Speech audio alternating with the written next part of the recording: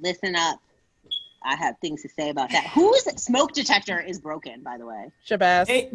Shabazz is yours? Yeah, I'm going to have to edit every single one of those. Every beep. No, just leave it in, girl. I would leave it in. I didn't even hear it. So annoying.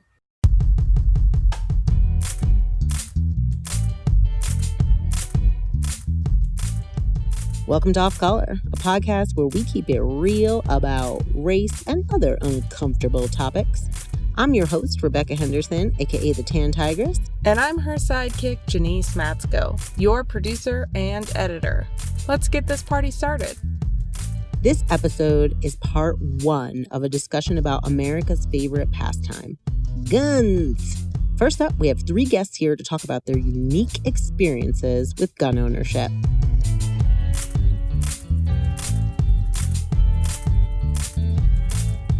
All right, here we go. Ladies and gentlemen, we have a very well-known star. She has graced stages all over the country. She looks good in jeans. Ladies and gentlemen, Christie Buchele. Yes. Oh, yeah, we forgot to remember how. That's okay. Hi, I'm Christie Buchele. I wish I was as famous as you just made me sound, but I do tour all over the country. I am on stage a lot. Before this, it was almost every day. I teach stand-up. I do podcasting, all that jazz. So now I'm trying to figure out what else to do with my life. That was pretty good. I feel like that's like a pretty standard pandemic intro. I used to do this. Now, who knows? And our next guest is the first time I've ever seen his beautiful face. So, ladies and gentlemen, I present Damon something. Damon! Hi, guys. Thanks for having me. Your name is Damon, not Damien. Damon. Hi, Damon. Tobias. Give us an intro. Tell us what you do. I do a couple of things. Most notably lately, I have a food truck. Wait, hold the phone, Chicken Bone. What's the food truck?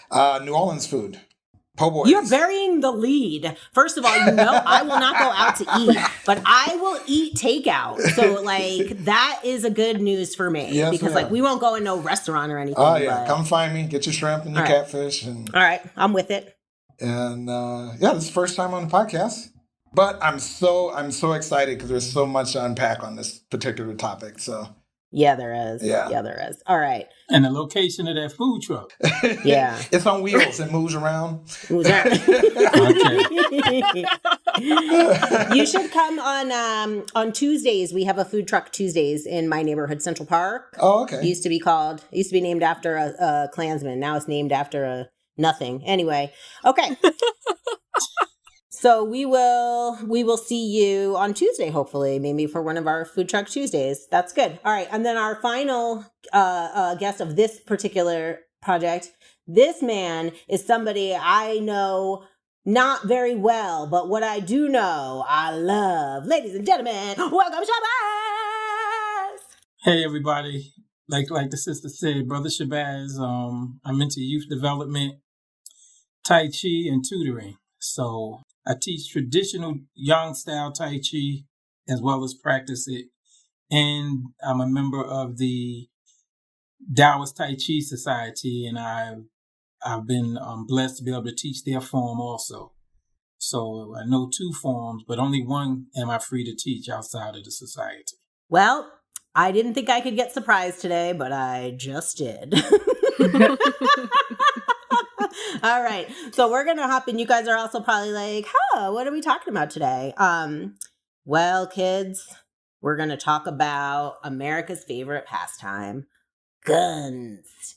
Okay. Is everyone okay? Does that scare you to talk about it? I'm just kidding. I think you all like guns. Let me just, before we get deep into it, I am like an anti-gun person. So we're going to start with that so that people know what's happening, who you're talking to, right? To let people know that I grew up in a house where we were not allowed to have guns. My mom was staunchly opposed to them. We couldn't even have water pistols. It was just, that's how I was raised. No guns. But I am very curious about firearms at this time, especially as it relates to what I feel like is happening in the country. As a contrast to that, I was raised by a police officer. I was raised to use guns for hunting, for self-protection, learning, as young as 8 years old, how to shoot various pistols and low caliber rifles. So yeah, we have basically the completely opposite perspectives. I don't currently have like a concealed carry license or one in my home, but yeah, I'm very familiar with using and handling firearms. So I'm literally in the middle of the road. I didn't grow up with them. It's something that occurred later on in my life, and it is something that I picked up as a young adult, and it's evolved from there. And I'm not a avid gun collector. I am not a paramilitary style person. I'm not a prepper. I am not any of these things. I'm just somebody who enjoys shooting. I reload my own. And it's the relaxing thing for me to do. There's many, many layers to this onion. And I think we're going to get into it. Is two separate worlds here about the one you see on TV versus what the reality is in separate communities. So Damon, when you mentioned that you're not this, you're not that, what you are is a Black man that owns a firearm in the Yes. United States of America. And so that is an interesting position to be in, I think. I'm going to hit over to Brother Shabazz for a moment because you are also a Black man in America. And are you an advocate or like what? Tell me what your feeling is about arms. I own a gun. Okay, that's it? Yeah, that's my feelings right there, that I own one. Now that I'm here in this state, I'm going to have to get a permit to carry it to the range and shoot it. In Florida, you just needed, at minimum, like 3 or 4 locks. You couldn't like just pop your trunk and it's there. In regards to your question directly, I think guns are part of the world, the United States. And, of course, primarily it should be for hunting and gathering, but you don't need it at the supermarket anymore. So therefore, the only real need is for self-defense. And I'm okay with that. I don't have a problem with that. Have you ever had to use your gun in self-defense? No, blessedly, no. And when I was younger and dumber, when we had them, it wasn't for self-defense, it was for offense. It was like, in case somebody messes with me, we just gonna put a cap in them. It never was for a righteous reason. Never, ever was it for a righteous reason when I was a kid. And now it's pretty much not to get caught out there. The first time I saw a wad of guns, my uncle in St. Louis. My uncle Leroy, he went up to the closet. He pulled down what I recall to be like a white blanket or something. And he laid it on the table and then he spread it out, and all these guns rolled out. And I was like, hot diggity dog. I had never seen so many guns in one place at one time. And I thought my uncle still do. He's not with us anymore, but I thought he was the coolest guy before he even pulled them out. So that was the most amount of guns I'd ever seen. So I know if I'd have grew up on that side of the family, I would have been more involved with them in a more educational level than I was in New York City, where I grew up. I did grow up around guns. My dad has so many. Most of them are hunting rifles, but there are some revolvers. There are, I don't know. There's so many. I haven't even seen them all. I know that that's true, but I was not taught about them. I wasn't. Interesting. Wasn't tech shooting. I wasn't taught gun safety. So it was really. I never touched them. I think it was because we're girls, and maybe we just didn't have like an innate interest in it that he didn't understand. He didn't teach us, which sounds terrifying, I know, but I wasn't taught that kind of stuff, why it's safe or how to be safe or anything like that. So, and you just asked me to be on this history because I posted that I did go shooting. That's honestly the first time I've gone shooting at all. Yesterday at a gun range, I had my uncle take me, and do teach me how to handle a gun safely. Because I do feel like even at this point, even if we were trying to create more gun control, get rid of guns, do buybacks, or to create stricter gun laws, there's so many guns per capita that they're not going to go anywhere. And I would just much rather be not terrified. Like, I don't want to be scared to handle it and know that I can handle it safely. And even though I'm a Democrat, I mean, I believe in certain aspects of the Constitution, and I don't think the Second Amendment's going to go anywhere. So it's like, if I want NRA members, pro-gun people to be safe and to have gun education and to support gun safety, then I have to kind of walk the walk. That was my effort. I'm still planning on taking a class. This was just like very intro, like get me comfortable out the gate, but I do plan on taking gun safety classes. Also, just because of the way the world is going right now, I just feel like I just want to know how to use it and know what I'm doing. It can be very a gendered situation. You weren't, obviously, because your dad was a cop, but I think in a lot of other situations it is, where, you know, women aren't necessarily taught that skill, even if their parents are gun people. Yeah, I feel like in a way, and actually he was vocal about this, that it was basically because we were women, you know, young women and young ladies. He had 3 daughters. He did not have sons. Yeah. He wanted to make sure that we knew how to protect ourselves, how to be confident at something like that in the world, so that, yeah, we could stand up for ourselves. And so that's an interesting... Yeah, that is really interesting, because I feel like I grew up with a disability, and my dad never treated me like I was in danger all the time, but my mom definitely did make sure that I felt an extra vulnerability with the disability.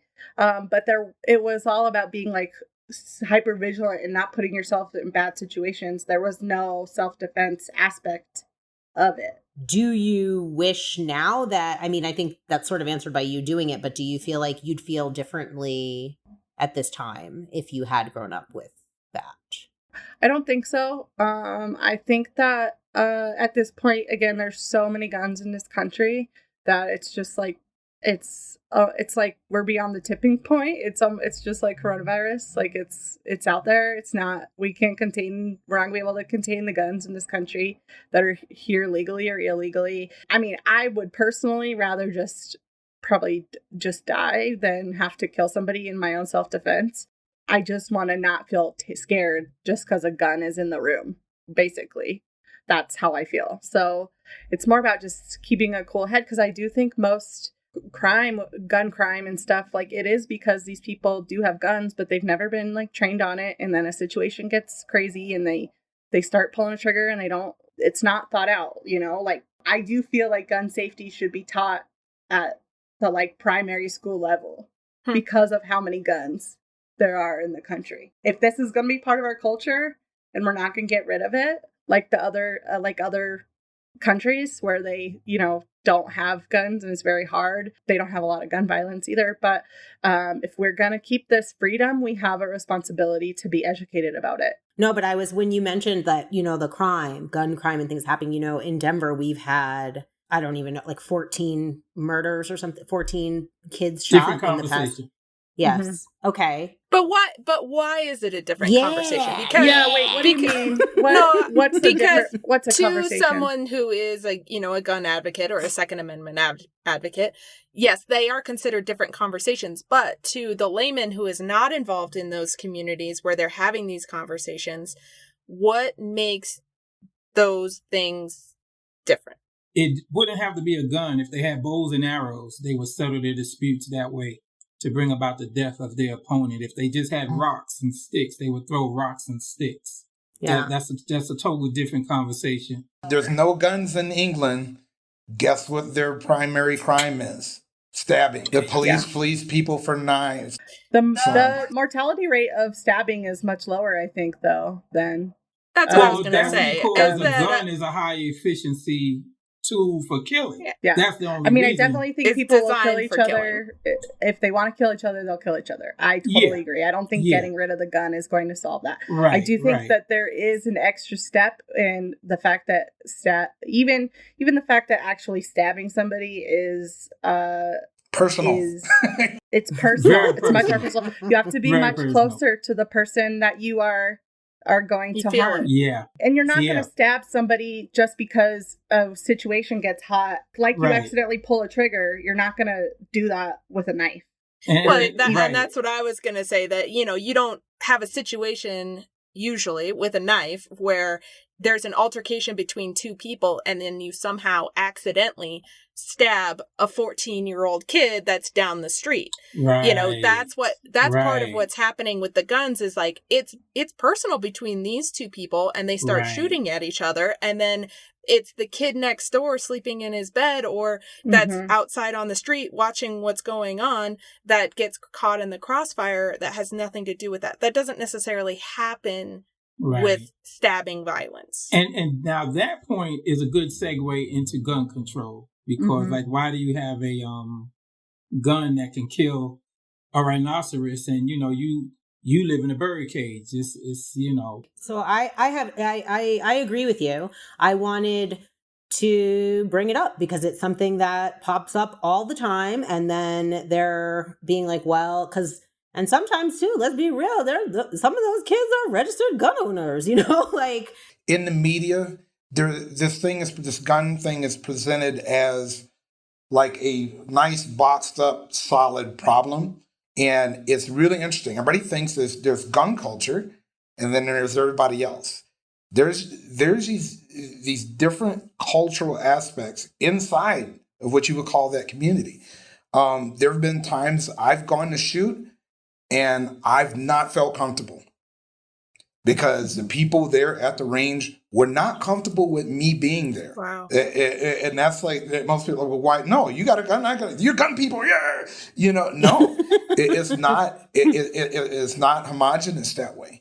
There's a lot of shift that's occurred in the cultures due to political things and due to things happening in the communities and stuff. My personal feelings about it have changed multiple times. Like for instance, I'm a small business owner. I'm in the street late at night. I have thousands of dollars in the box. At the end of the night, it's really late. I'm in a seedy part of town. Would I like to conceal carry? Yes, I would. Can I, though? I could by the books, but I will not because of cultural issues. If somebody else has a concealed carry permit and they bend over and somebody sees their holster, here in Colorado, most people go, oh, they probably have a permit for it, holstered or whatever, and they go about their business. A person that looks like me bends over and they see a holster or they see the end of a weapon, they see the butt of a gun. That's a phone call. I want to be clear about this because this is my personal opinion. None of this is the police fault because they're given bad intel. When they get a call, they don't get a call that says, hey, there's a suspicious person. They get a call, there's a guy with a gun. They hear there's a guy brandishing a gun here. Not there's a guy that has a holster and we're not sure if this is right. Could you come check it out? All they heard was there's a guy with a gun. Now I'm set up for a bad contact with the police. And they show up ready, guns drawn. And all it takes is a misstep, and all of a sudden, I chose not to conceal carry, even though I have a right to. But culturally and sociological-wise, it is a different world for me as a black gun owner versus a white gun owner. Could I keep it on the truck like a store owner would keep a shotgun behind the shelf or whatever? Yeah, I probably could. But for my own safety purposes, the contact is the same either way. Police show up, even if somebody's robbing me, I'm the one with a gun in my hand. It is better to not do it for safety purposes on my side than it is to conceal carry. But what I will tell you, because of everything that's happened lately, my number one thing in my house right now for protection is not my gun, believe it or not. I bought a level 4 vest and I keep it underneath my bed. If something happens at night, I'm not reaching for my gun. I'm reaching for my vest. And that's the first thing that I put on. How much it costs? Couple $100. They're inexpensive. You can order them in the mail. At 2:00 in the morning, or if I hear a noise downstairs, I'm not grabbing my gun. I'm grabbing my vest. You are mature, my brother. That is very mature. Well, but it's sad though. It's out of fear though that I do that, because you see in the news these people are getting shot in their own homes. Arrest the killers of Breonna Taylor. Say her name. Yes. I will ask you, Christy, because you seem white.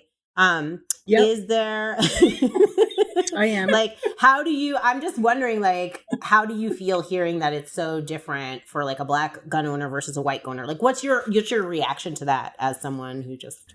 Right. I mean, it's definitely something I've grown to understand that stuff. I think it's really sad, because people of color are the most in danger, and yet they are the most in danger even if they try to defend themselves. It's like there's no winning. My uncle, who did take me shooting, very knowledgeable, very nice guy, but like, he goes for fun, and he has so many guns, and he has them in his car, and he carries it on him every day.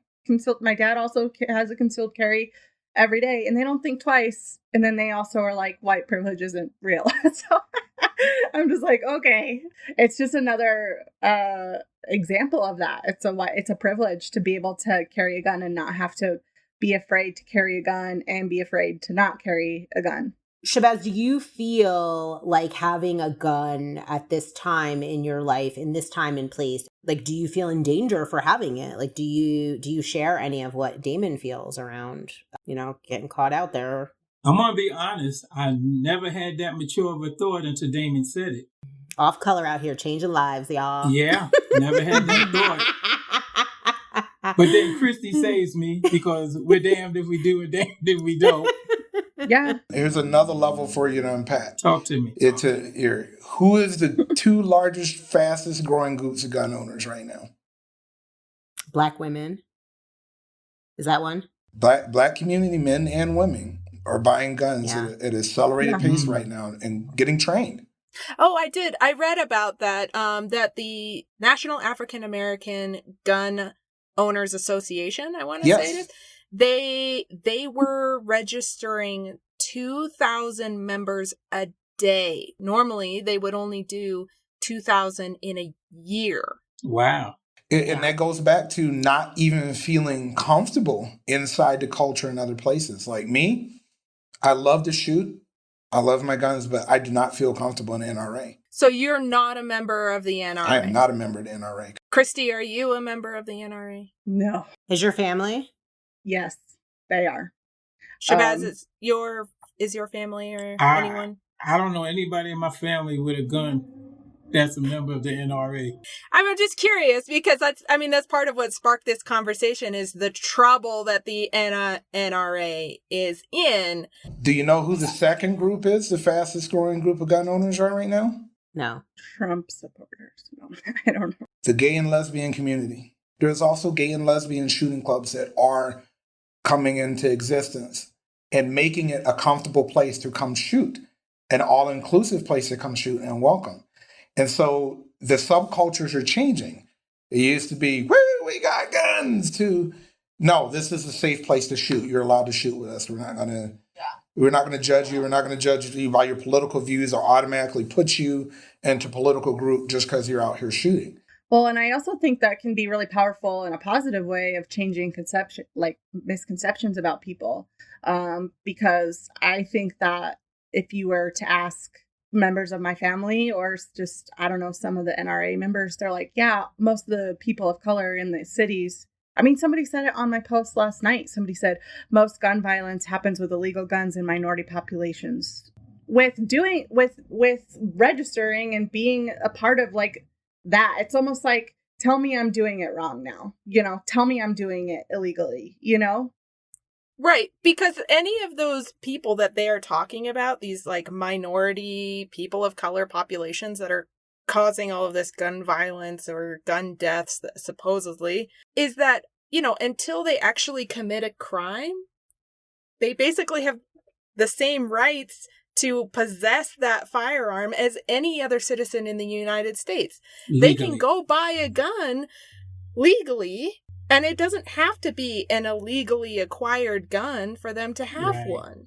Mm-hmm. And then they get put in a situation like you were talking about earlier, where somebody comes at them or threatens them, or they live in a quote unquote unsafe neighborhood or whatever. They don't want to get wrapped up in the crime, but then end up having to defend themselves and are charged with a crime, and now they can't legally own that gun. And there's more in there too. I didn't realize how expensive guns were because I only heard the prices of them on the street. That's big money. There it is. Guns are big money. And if I had to do it over again, economically, I might have looked, it's worthwhile looking into being a gun salesperson on the economic end of it. And getting ready for today, I was meditating on it, and it came to me. And Christie kind of alluded to it. It's kind of ironic that the most endangered groups weren't already well armed to defend themselves. That made me, it stuck with me so much. I want to bring it up. You would think the way we're treated, you would think we would already be armed to defend ourselves. But that goes back to the day that Floyd was killed. It's not the outright killing that's a danger to us. It's what happened earlier in the day with Cooper, with just the mentality that, hey, I can call the police on you. You better leave me alone. You're a black man.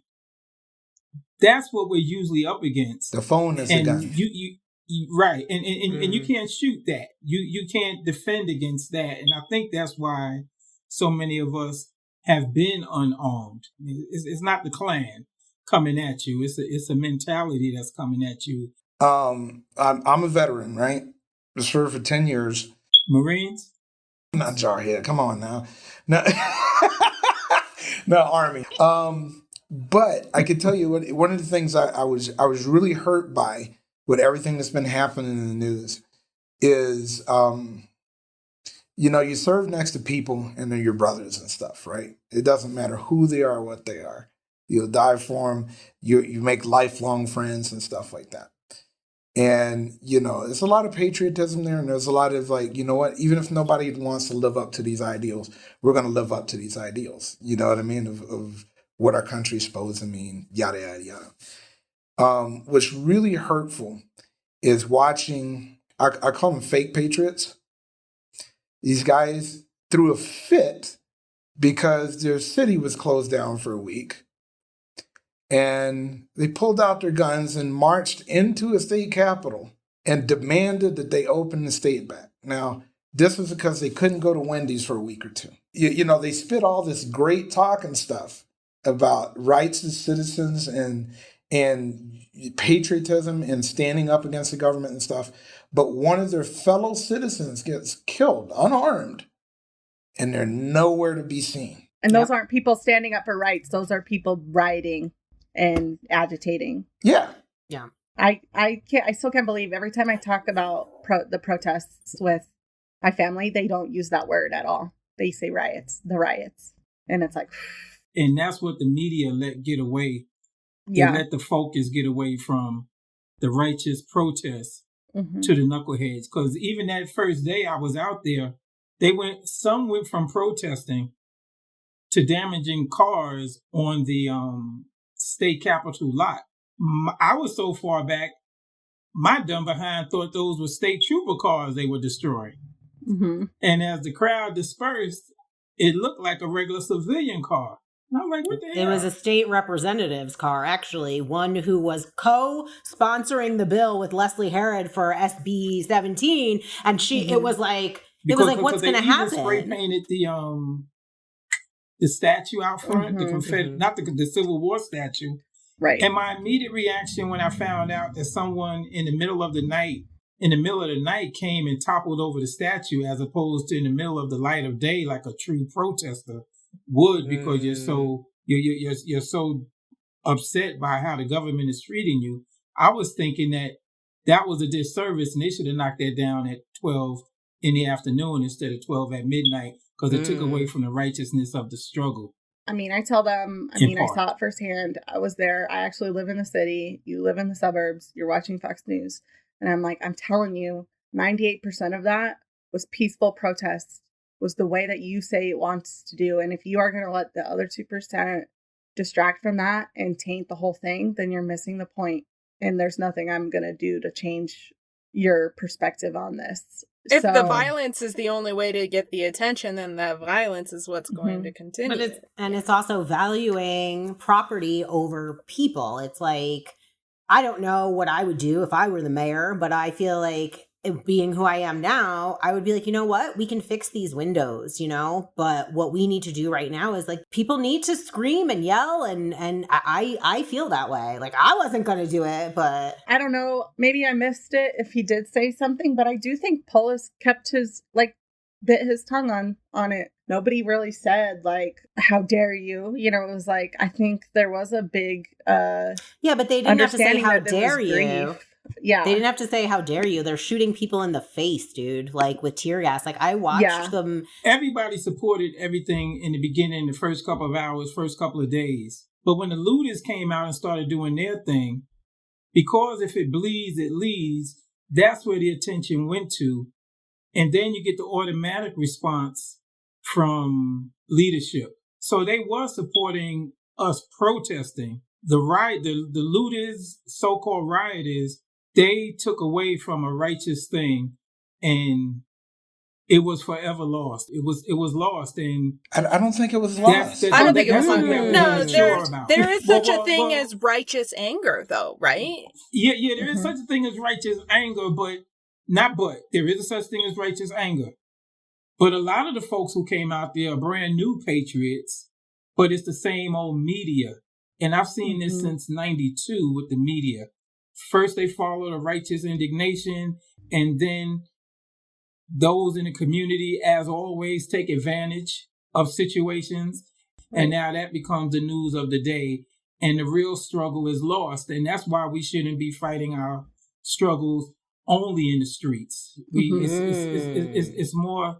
It's so much more complicated. It brought out new supporters, but it also brought out from kind of the shadows, if you will, the people who were listening to this storyline that it was the rioters. And then you had people like that couple in St. Louis who are like waving guns around at people walking past their property like, oh, you're not going to loot our house. They were never planning on looting your house. That was never going to happen. That's not the MO of looting. We don't loot mansions. No, we're trying to get some sneakers. What? Right. When I first saw the footage of those people, I was like, okay, so my dad was a police officer. He was also a firearms instructor at the local community college. If we were watching a TV show or a movie where there was somebody with a gun going through a house or anything like that, he'd be like, what are you doing? You don't do it that way. You can't have your finger on the trigger. You're going to shoot somebody. You're going to shoot an innocent bystander. It was just drilled into me from the moment I was old enough to understand what a gun even was. It was like, you do not put your finger on the trigger until you are 100% ready to kill somebody. You do not point a gun at a human being, whether it's loaded or not, unless you have every intention of killing that person. You treat every gun in your hand as if it's loaded and ready to kill somebody. And to see that couple out on their lawn, just waving it around with their fingers on the trigger, every part of my being just wanted to explode on them. Well, I also just see people in distress, and I'm like, I don't want anyone in long-term stress also holding a gun that doesn't know how to control their adrenaline and hasn't had that training.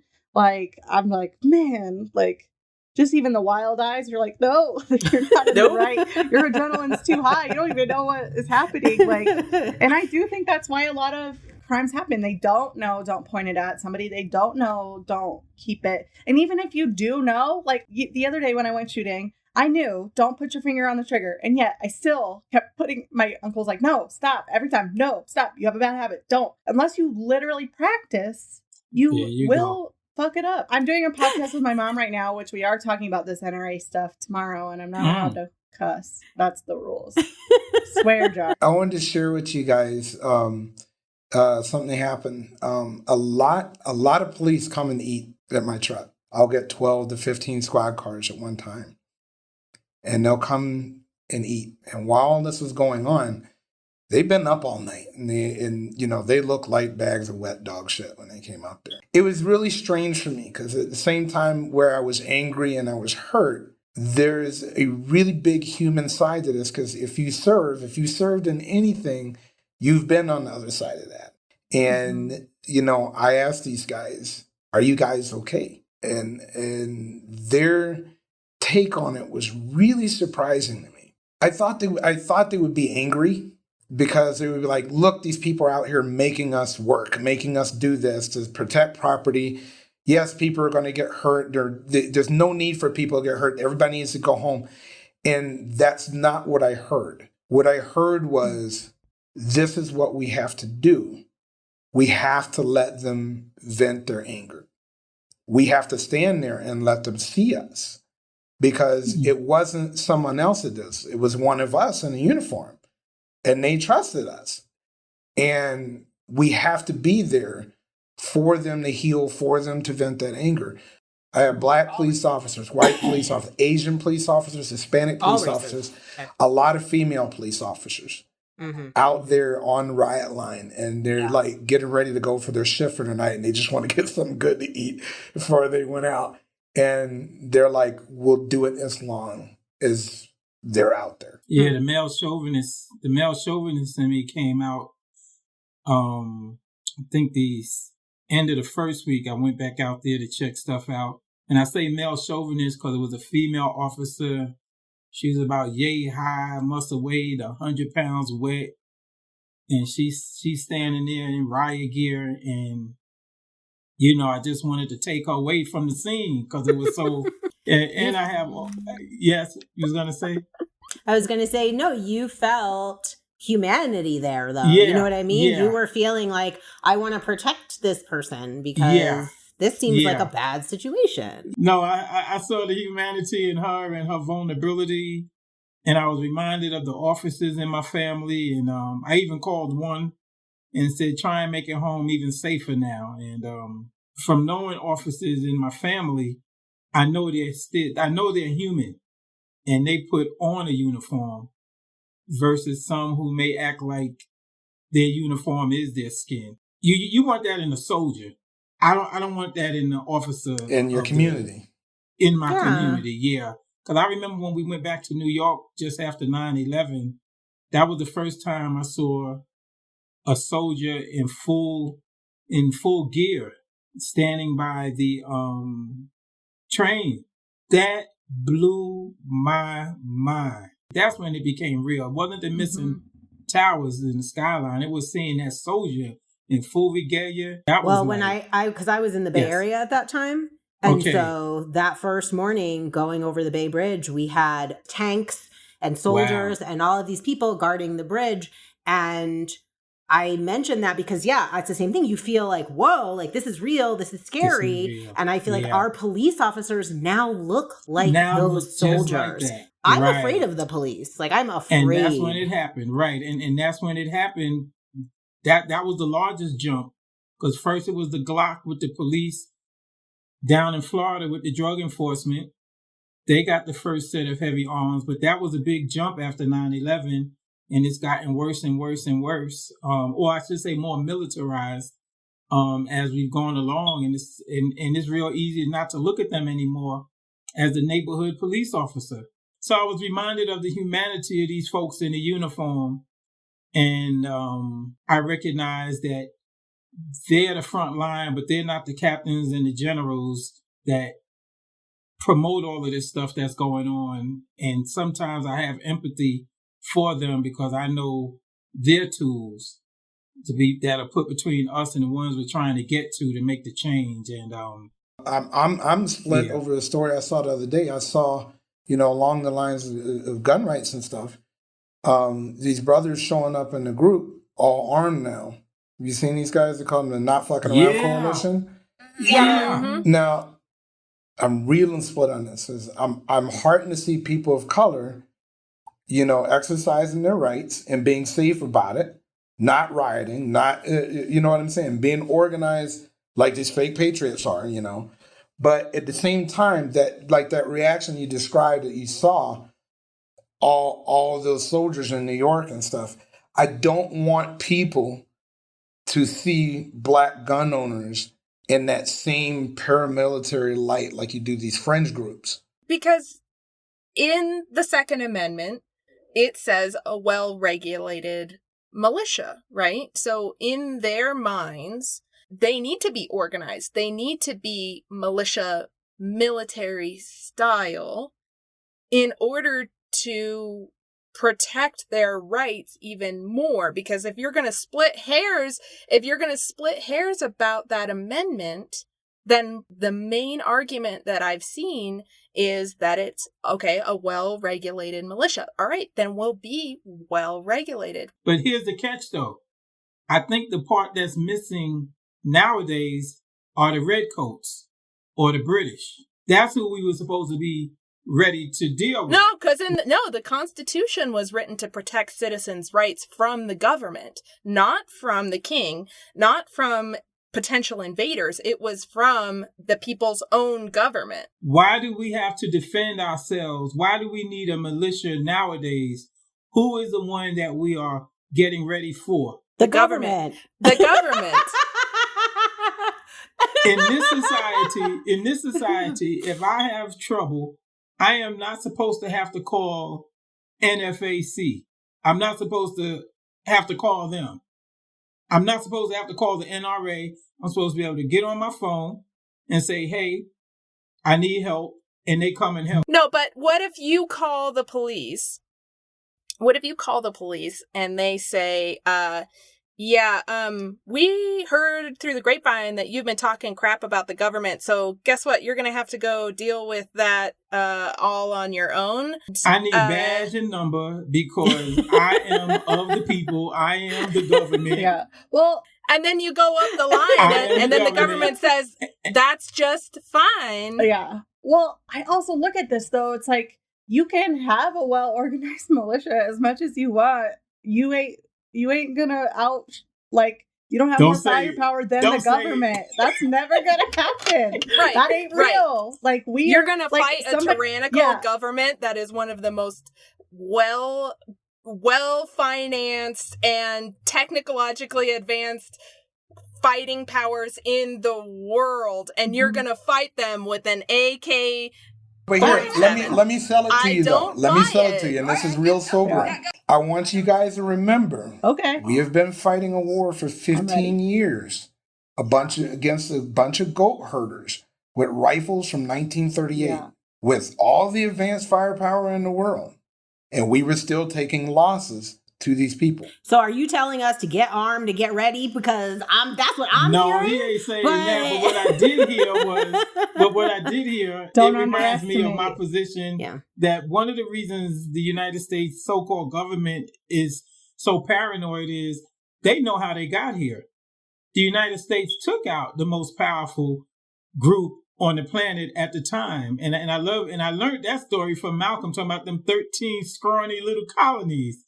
They bumped off England, and so they realized, like my brother just alluded to, what some herders with 1939 guns can do. That they know they can be taken out. But I think the problem we have is that we don't realize enough that we are a part of the problem, and until we recognize and take ownership of our patriotism and becoming a part of the solution and trying. We're always going to be bumping heads as though we're fighting a separate system, but we're all in the system. It's no getting out of it. You're either part of the problem or part of the solution, and we shouldn't separate ourselves from what we're trying to bring about, which is the United States of America. A lot of us walk around here like we live in the United States of America, not in a country that we're trying to bring into existence, and that would make things oh gosh, that would make things so much more I know. They clear. think it's here. They're here. The baby's here. There's nothing you can do to change it. That's Yeah, how they I act. disagree with I'm that. like, yeah, I do yeah. too. I do too. Yeah, like I disagree it's with always that. more perfect, right? We're trying to create a Right. more perfect union all the time. That never has stopped. I'm still heartened by what's happened lately, because I still feel that the gears are moving.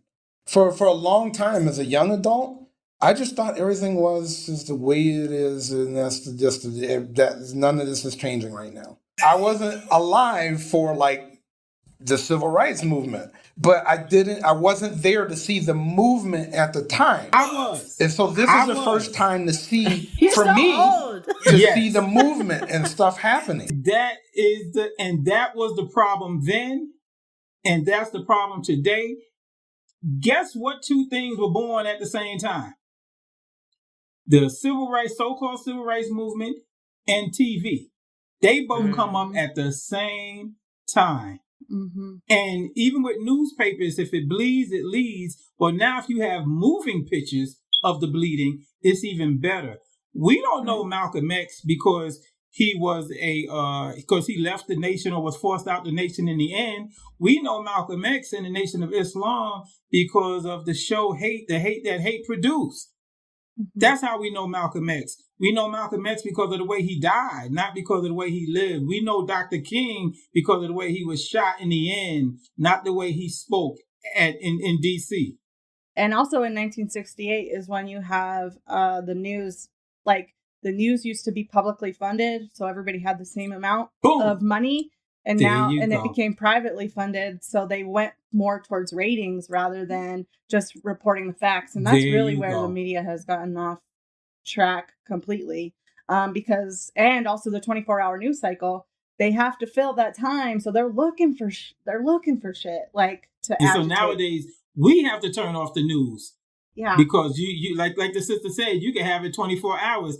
We have to turn it off, but that takes a political maturity. And unfortunately, it's documented in Eyes on the Prize on how we tried to move to economics and that didn't work. And we tried to move to political power and that didn't work. And so it's all culminated into what we have now, which is pretty much what you're saying you see. And that's why this Black Lives Matter thing seems new. But in actuality, it's right on time. Something was about to give. We were overdue. I've been saying that they turned the water off. Coronavirus turned the water off. We're gonna fix the pipes right now. I don't know. Yeah. And I gotta be honest. Another part of it for me was, you just found out Black Lives Matter. Welcome to the party, baby. You going out there and get your dance on. I'm going to rest my feet because I've been dancing. Yeah, that's what I'm saying. No. You came to a riot without riot gear? No. I'm sorry. No, I'm sorry. That's what I was saying. If you're under 35, you can be out there marching. If you're over 35, you can say, where do I donate? There you go. I have a better job. Where do I donate? You guys, I want to thank you so much for coming on, Damon, Shabazz, and Christie. This was such a great conversation. I hope that we can continue it. These are the kinds of things we like to do here at Off Color. And then, is there any closing thoughts that you have specifically around guns? We went way over here. I know. I'm sorry. It was a good comment. It's called intersectionality. We didn't really get to the NRA and stuff, but my biggest thing is I know people are worried about criminals don't follow the rules. It doesn't matter if you have gun control. Fact of the matter is 60% of gun deaths are by suicide. And so it's a mental health issue more than anything. And the reason that we don't have legislation going in or policies or anything is because the NRA is very strong and they are in the pockets of everybody and they block Congress's ability to fund research into what would help gun violence. They just try to block that entirely, so we can't even look at data to decide what measures would work. And then when we try to put in measures, they say there's no data. And so they're very strong in that way of blocking any federal funding to go towards gun violence, which the CDC has already claimed is a public health crisis. It's one of the only public health crises we're not allowed to use tax money to pay the research to see how do we solve this. And that is because the NRA. So I hope they fucking go down. I want to say, as somebody who's like money from my family has gone directly to this organization, I know that for a fact. Just the thought that, the money from something that he was so passionate about and advocated for and was such a part of who he was, of like protecting Americans' right to bear arms. The fact that money went to some rich asshole to fly himself around the world in a private jet and give all of his buddies millions of dollars in gifts and contracts and that kind of thing, like, just the thought of that pisses me off so much. Like, regardless of everything else that the NRA does or does not stand for, the fact that my family was ripped off by this fraud pisses me off. Right.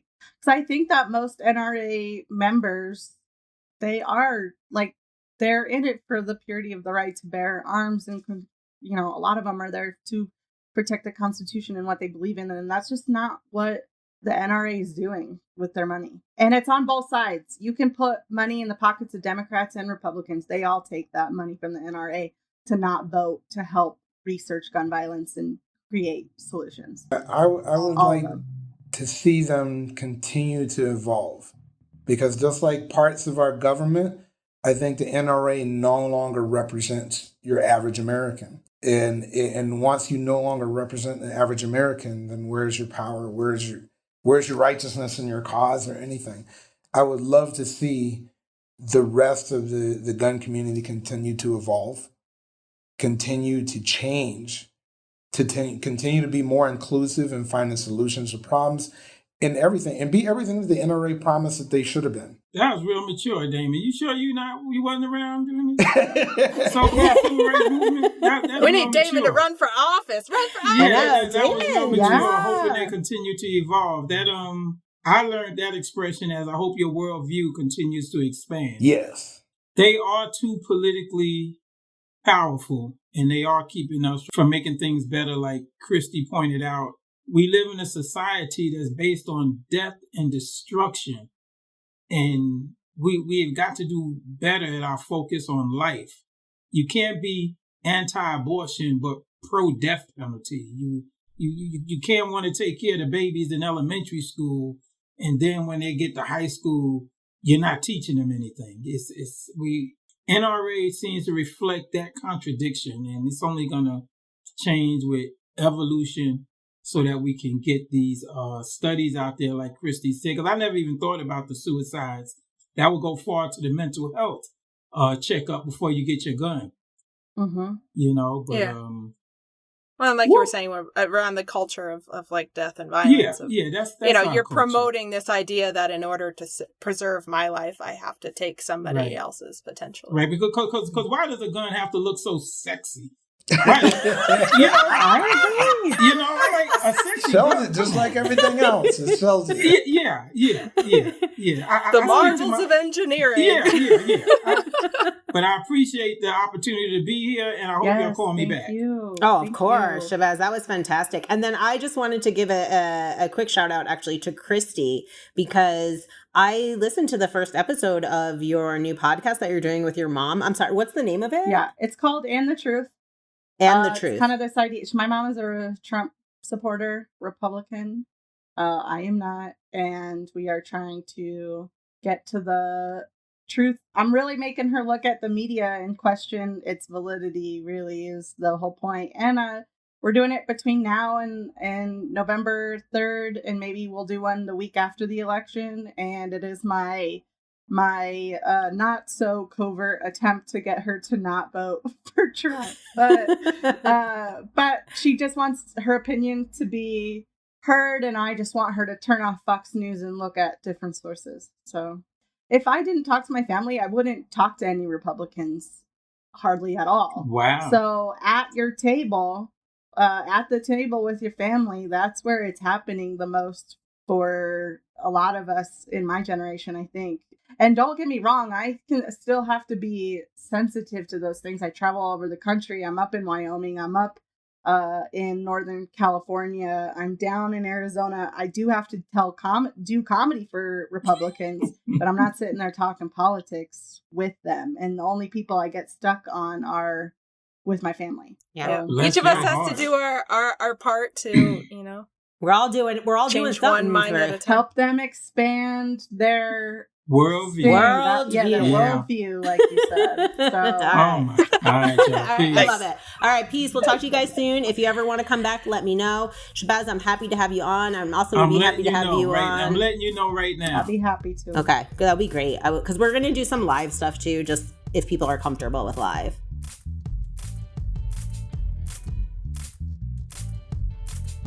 Thank you so much, you guys. Thank you. It's fantastic.